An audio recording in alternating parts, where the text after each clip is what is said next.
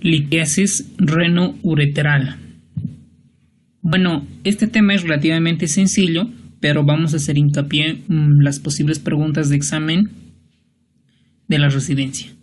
Bueno, en cuanto a la epidemiología, tiene una incidencia del 5 al 7%, una recurrencia de 40 al 70%, es decir, es una de las enfermedades que tiene la mayor alta tasa de recurrencia comparando con otras enfermedades.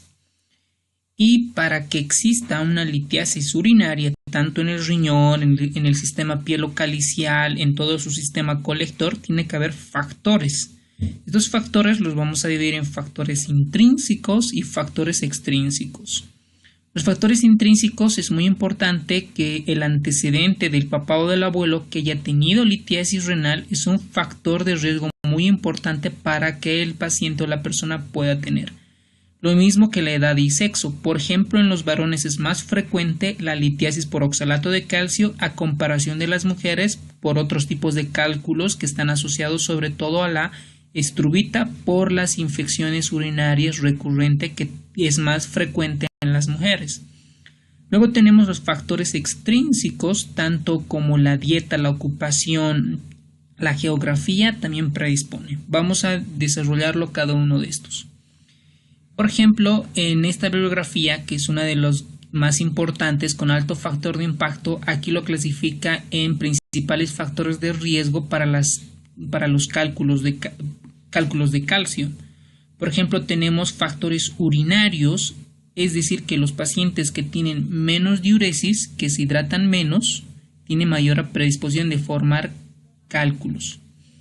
La abundante excreción de calcio, ojo con esto, la abundante excreción de calcio se desarrolla con cálculos. La mayor cantidad de oxalatos y un citrato inferior. Cabe recordar que el citrato es un factor protector para la formación de cálculos. Y cuanto más pH tenga, es decir, más alcalino, tiene a formar más cálculos.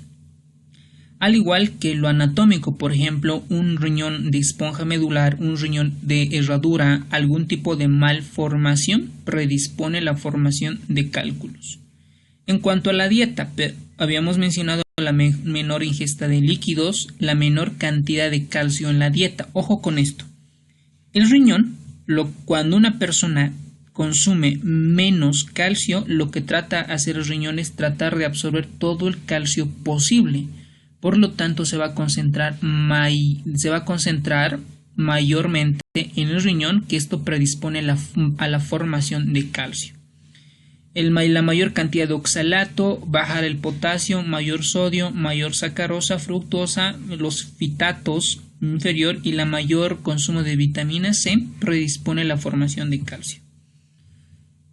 Ahora, luego tenemos otras condiciones médicas, como por ejemplo el hiperparatiroidismo primario, que esto predispone a una hipercalcemia, la gota, la obesidad, el diabetes mellitus, la acidosis tubular renal distal, la enfermedad inflamatoria intestinal, la cirugía bariátrica malabsortiva y el síndrome de intestino corto también predispone a la formación de calcio.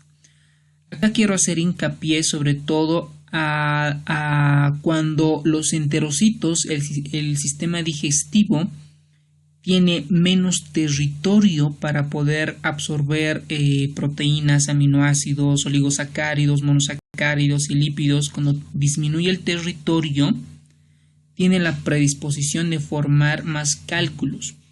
Por ejemplo, hoy en día hay muchos estudios que mencionan que la cirugía bariátrica, es decir, la cirugía para bajar de peso, predispone a la formación de cálculos. Por ejemplo, otro factor de riesgo que es una enfermedad, que es la enfermedad de Dent, que es una forma de hipercalciuria de nefrolitiasis por la deficiencia de adenina, fosforibosil transferasa y la cistinuria. Obviamente es muy infrecuente, pero es un factor de riesgo. Esto lo vamos a detallar posteriormente, los tipos de cristales de calcio que te sugieren un tipo de cálculo. Por ejemplo, aquí estamos viendo un cristal de cistina que tiene característicamente de forma hexagonal, ¿no? Y esto es patognomónico de la cistinuria. El diagnóstico de la cistinuria se sospecha cuando los cristales tienen de forma hexagonal. Ojo, posible pregunta de examen. Cálculos por cistina, forma hexagonal.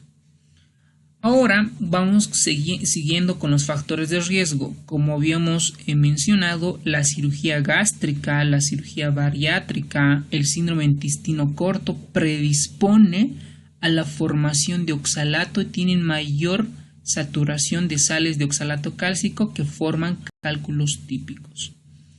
Ahora, esta enfermedad de la piedra de estos cálculos pues está predispuesto en pacientes con diabetes, obesos, gota, hipertensión.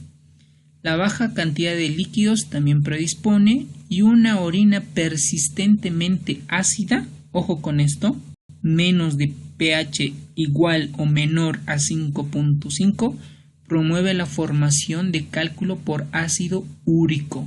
Ojo, pH ácido predispone a la formación de cálculo de ácido úrico. Ahora, como hay varios tipos de cálculos, como por ejemplo de oxalato de calcio, cistina, xantinas, fosfato de cálcico, debemos de saber cuál es el más frecuente. ¿Ok? Por lo tanto, la mayor parte de la bibliografía menciona que en un 75 o un 80% los cálculos son de oxalato de calcio. Luego vienen los fosfatos de amonio magnésico, que son los cálculos de estrubita, ojo con esto. Luego vienen los cálculos por ácido úrico, los fosfatos de calcio y la cistina y xantina, que también forman cálculos. Esto es importante identificar el tipo de cálculo, porque en base al tipo de cálculo yo voy a dar un tratamiento adecuado, aparte de dar un tratamiento medicamentoso y el tratamiento quirúrgico. Ahora nosotros nos vamos a preguntar por qué se forman los cálculos, qué es lo que pasa en el riñón, en el sistema pielocalicial. Vamos a ver que normalmente la formación de cálculos ocurre cuando el material normalmente soluble, es decir, el soluto que está en una disolución en líquido, por ejemplo, calcio y oxalato, se sobresatura, ¿okay?, en la orina y comienza el proceso de formación de cristales. Es decir, básicamente como un proceso de deshidratación que predispone a formar cristales. Los cristales de fosfato de calcio se van a formar en el intersticio renal y eventualmente pueden llegar al epitelio papilar renal formando la famosa placa de Randall. Ahora, si nosotros nos enfocamos a los cristales en orina, podemos clasificarle de diferente manera, por forma, por diferentes pHs y demás. Vamos a clasificarlo acá por un pH alcalino, que tiene un pH de 8 o más. Estos cálculos, es decir, en este medio alcalino se van a formar cálculos por fosfato, carbonato de calcio y urato de amonio. Dentro de los fosfatos tenemos el triple fosfato, el amorfo y el cálcico. Ahora, en un contexto, cuando la orina es ácida, en un contexto de pH ácido, se predispone la formación de cristales de uratos amorfos, ácido úrico, oxalato cálcico también y la cistina. Recordemos que aquí la clave es el ácido úrico. Y sin pH preferente, la tirosina, bilirrubina, colesterol y drogas. Entonces, estas diapositivas las hemos puesto para ver cómo es la forma de los cristales y a qué composición química se parecen.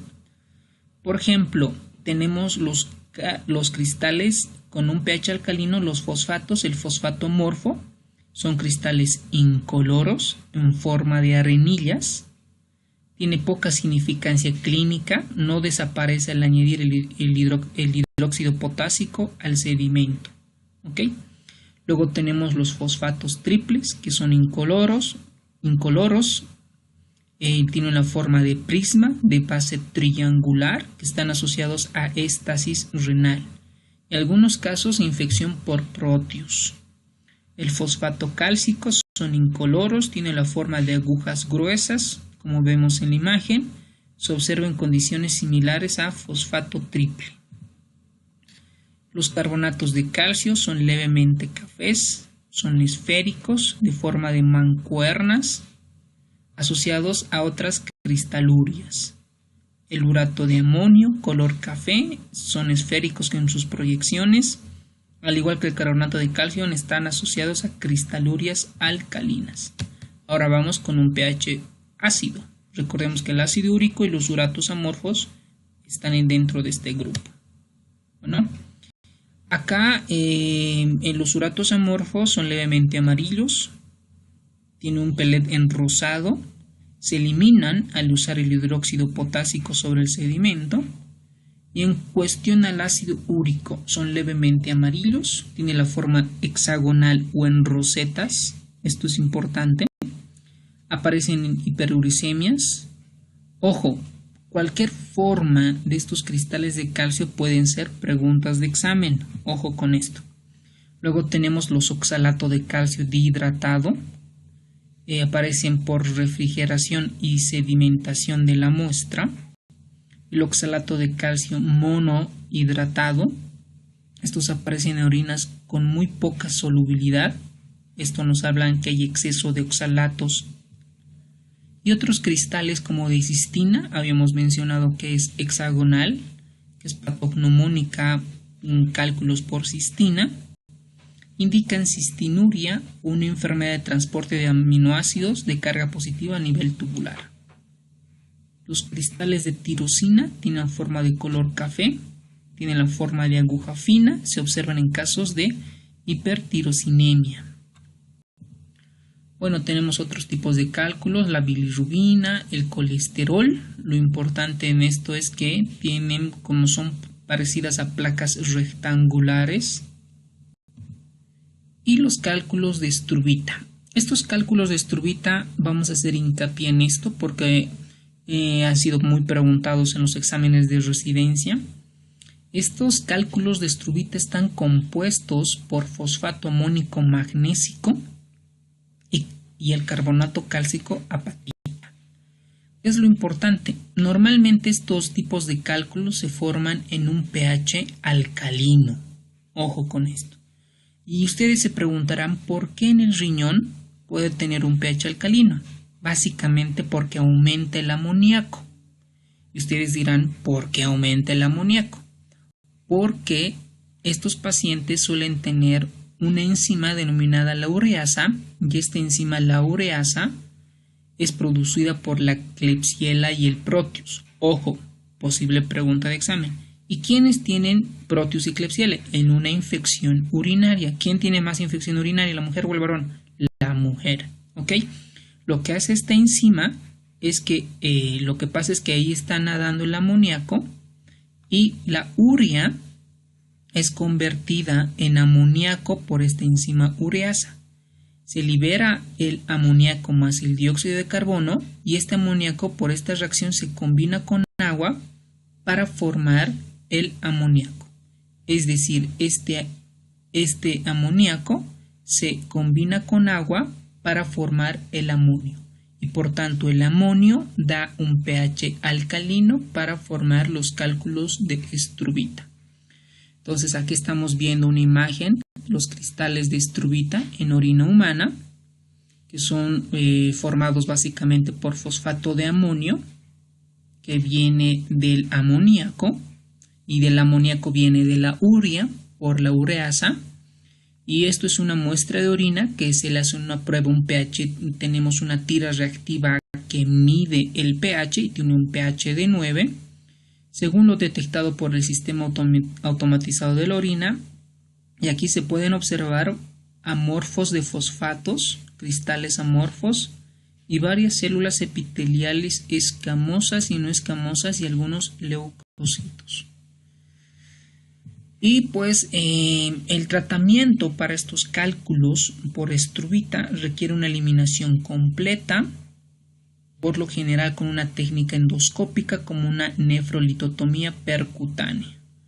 Recordemos que estos tipos de cálculos por estrobitas suelen crecer muy rápido, de semanas a meses, ¿no? Y son muy grandes. Por esto vemos acá una tomografía en el sistema pielocalicial que vemos este cálculo grande que es característico por cálculos de estrubita. Por ejemplo, vemos acá en todo este sistema pielocalicial cálculos coliformes, que es sugestivo cálculos por estrubita. Ahora, un paciente que ya sabemos qué factores de riesgo tiene, ¿no? Disminución en el consumo de calcio, de líquidos, predisposición por antecedente familiar o que tenga alguna infección urinaria, entonces se van a formar cálculos. ¿Y qué clínica semiológica va a tener? Principalmente puede haber cálculos renales asintomáticos, ¿no? Que puede ir a un chequeo médico y de repente le hace una ecografía o le hace una tomografía o le hace una radiografía y pueden ver cálculos. Es un cálculo renal o en todo el sistema pielocalicial, pero está asintomático. Pero cuando este cálculo obstruye o migra o se rompe, va a producir el cólico renal. Este cólico renal básicamente se caracteriza por una lumbalgia, y esta lumbalgia se cree que este dolor está producido por la obstrucción urinaria, y esta obstrucción urinaria hace que aumente la presión intraluminal, por lo tanto distiene la cápsula renal, y la cápsula renal tiene muchos nociceptores que manifiesta como lumbalgia. Y aparte, pues vamos a tener hematuria por el daño que el cálculo produce, y en algunos casos suelen estar asociados a una infección urinaria. Obviamente, un paciente que viene con dolor, con una lumbalgia o el dolor abdominal, no necesariamente debe ser cálculo. Entonces debemos pensar en diagnósticos diferenciales. Por ejemplo, un sangrado dentro del riñón por un carcinoma de células renales nos va a dar una lumbalgia, una pielonefritis. O sea, el dolor lumbar puede ser desde dolor radicular, dolor óseo, el riñón, una apendicitis, un ovario, una torsión de quiste de ovario, una dismenorrea, una isquemia intestinal, una trombosis intestinal, un cólico biliar. O sea, el dolor abdominal pues es una caja de Pandora que puede hacer muchas cosas.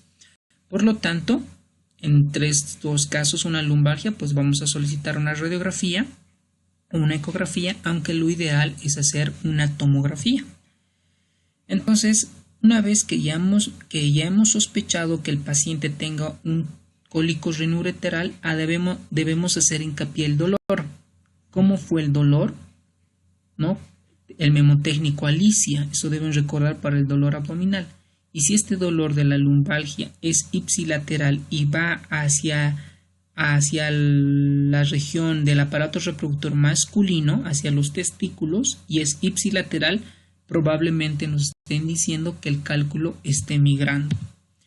Por lo tanto, nosotros debemos hacerle exámenes complementarios. Y la bibliografía y la referencia bibliográfica y la medicina basada en la evidencia recomiendan que la tomografía es lo ideal para sospechar o para identificar el cálculo, en dónde se encuentra y si es que tiene alguna complicación como una hidronefrosis. Además, la tomografía sugiere el tipo de cálculo.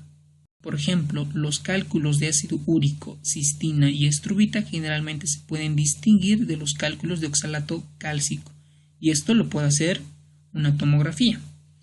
Y obviamente se puede identificar si el riñón tiene alguna malformación, como un riñón en esponja medular, o que tenga calcificaciones bilaterales, si se encuentra en la unión córtico-medular, o si está asociada a algún otro tipo de complicación.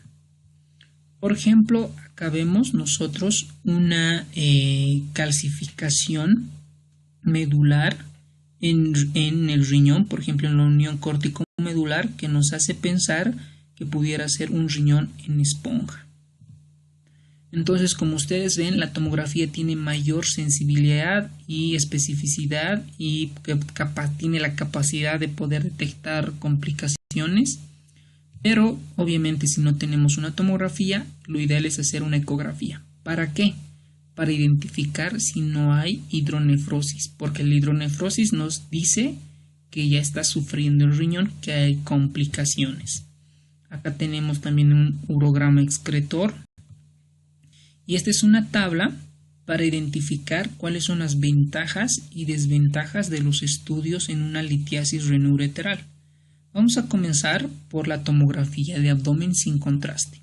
La ventaja tiene la más alta precisión de diagnóstico, una sensibilidad combinada de 0,97 y una especificidad de 0,95. Para el examen, tomografía es a baja dosis. Detecta con seguridad la hidronefrosis y hace mediciones precisas del tamaño de la piedra, la localización ureteral para la planificación del tratamiento. En cuanto a la desventaja, es una radiación ionizante. En raras ocasiones se necesita un segundo conjunto de imágenes después del contraste intravenoso para el diagnóstico definitivo de urolitiasis. Y obviamente tenemos otros exámenes complementarios como la resonancia, el ultrasonido, la pielografía y radiografía. Vamos a ver con la radiografía en sus desventajas. Tiene una sensibilidad muy baja, a moderada y una amplia variabilidad de rendimiento diagnóstico. Solo detecta del 29 al 59% de los cálculos observados por tomografía. No detecta hidronefrosis y pues eso son las desventajas de la radiografía. Bueno, ya sabemos la etiología, los tipos de cálculos, factores de riesgo, cómo es la clínica y ahora el tratamiento, que es mucho más fácil. Si el paciente viene con dolor, le quitamos el dolor. ¿Cómo? Con AINES. Y vamos a ver ahorita algunos estudios. Una vez que viene con cólico renal, hacemos un laboratorio de sangre. ¿Para qué? Para ver si no tiene infección, sobre todo leucocitosis en un contexto de una pielonefritis. O hacemos un examen general de orina para ver si no tiene hematuria. Y, por ejemplo, en cuanto al dolor, ¿no? La bibliografía menciona que, por ejemplo, en cuanto al dolor, hay varios artículos mencionados en estos. Por ejemplo, hay un artículo de ellos que menciona que hacen un estudio de doble ciego, en cual incluyen 51 pacientes con cólico renal, donde fueron asignados aleatoriamente, es decir, a otros les dieron indometacina, 100 miligramos en supositorio rectal, y a otros les dieron morfina, 2.5 miligramos hasta una dosis total de 5 miligramos. Entonces, lo que ha demostrado es que la morfina tiene más alivio del dolor a los 10 minutos, pero no hubo una diferencia estadísticamente significativa entre los dos entre los 20 y 30 minutos. Es decir, que dar indometacina en supositorio y morfina a los 20 a 30 minutos es igual. Obviamente van a encontrar más estudios, por ejemplo, comparación entre el ketorolaco y la meperidina, y pues que tiene el mismo efecto. Y lo ideal es basarse en las guías que dicen nuestras guías, ¿no? Cómo se maneja un cólico renal. Lo primero es hacer una tomografía no contrastada que nos diga que tiene cálculos renoureteral, y obviamente el paciente va a estar con dolor. Controlamos el dolor como con AINES y en caso necesario opioides, y vemos si el paciente tiene sepsis, si tiene una urosepsis. Si tiene una infección, lo ideal, esto es una emergencia. Lo que debemos de hacer es llamar al urólogo para que realice una descompresión emergente. Él ya usará un stent ureteral o un tubo de nefrostomía. Sí o sí necesita una evaluación urológica.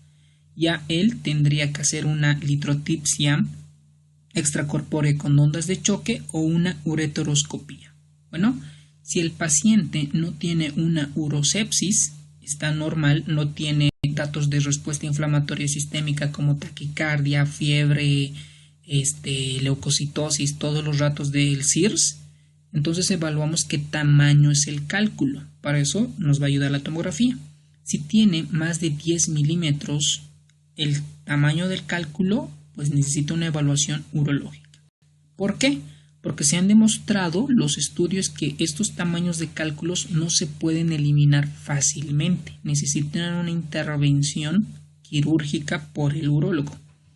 Mientras que los cálculos menos de 10 milímetros se hace una observación, se hace un cultivo de la orina y se dan alfa bloqueantes. ¿Ok? Hay muchos medicamentos que ayudan a eliminar los cálculos. Tenemos los antiespasmódicos, los antagonistas de calcio o los alfa bloqueantes como la tamsulosina, que la vamos a ver.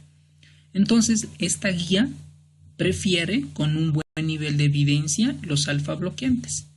Entonces se evalúa el paso del cálculo. Si elimina, pues se evalúa y se trata la causa subyacente y la enfermedad por cálculos. Ahora, con relación para el paso de cálculos, una vez que ya hemos tratado el dolor, vemos si está en sepsis o no está en sepsis, y el cálculo mide menos de 10 milímetros, podemos facilitar la velocidad del paso del cálculo. Para eso están los antiespasmódicos, los antagonistas de calcio y los bloqueadores alfa. Bueno, es más, hoy en día hay medicamentos en combinación AINES con algún tipo de estos.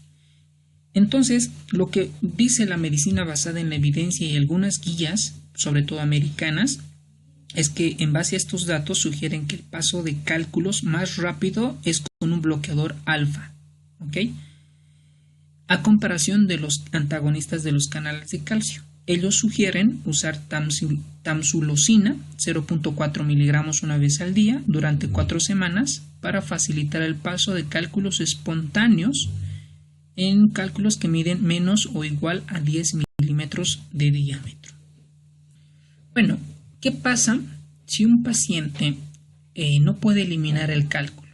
Se complica con fiebre, no orina, tiene oligoanuria, la creatinina se nos eleva, tiene datos de respuesta inflamatoria sistémica, está en sepsis, entonces el urólogo debe desobstruir la vía urinaria. ¿Cómo? Con catéter J o nefrostomía. ¿Ok?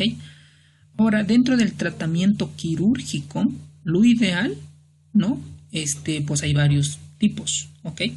Pero hoy en día la mayor parte recomiendan hacer una litrotipsia extracorpórea por ondas de choque. Lo que básicamente esto es fragmentan el cálculo dentro del sistema renal para que puedan ser eliminados. Probablemente al mismo tiempo se pudiera usar una cirugía endoscópica como una ureterorenoscopía, que aborda desde el meato ureteral, ve la vejiga, va hasta el sistema ureteral para ver cálculos, lo puede fragmentar y lo puede extraer. Luego tenemos otra que es la nefrolitotomía percutánea, que también tiene un abordaje renal directo por vía percutánea lumbar, que requiere una punción renal de los cálices inferiores. Obviamente esto está guiado por un radioscopio, ¿no? Luego tenemos al final la cirugía abierta, ¿no? Pero esta cirugía abierta pues está indicada en casos cuando se complique un cálculo renal o que haya fallado la litrotipsia extracorpórea. Ahora, cuando los cálculos se encuentran en la uretra, en los uréteres, pues ahí tenemos de primera elección la litrotipsia extracorpórea con o sin doble J. Y si el cálculo está por debajo de los vasos ilíacos, también está indicado por vías técnicas endoscópicas. Les voy a dejar acá abajo los links de los videos de las técnicas de litrotripsia y pues espero haber ayudado un poco.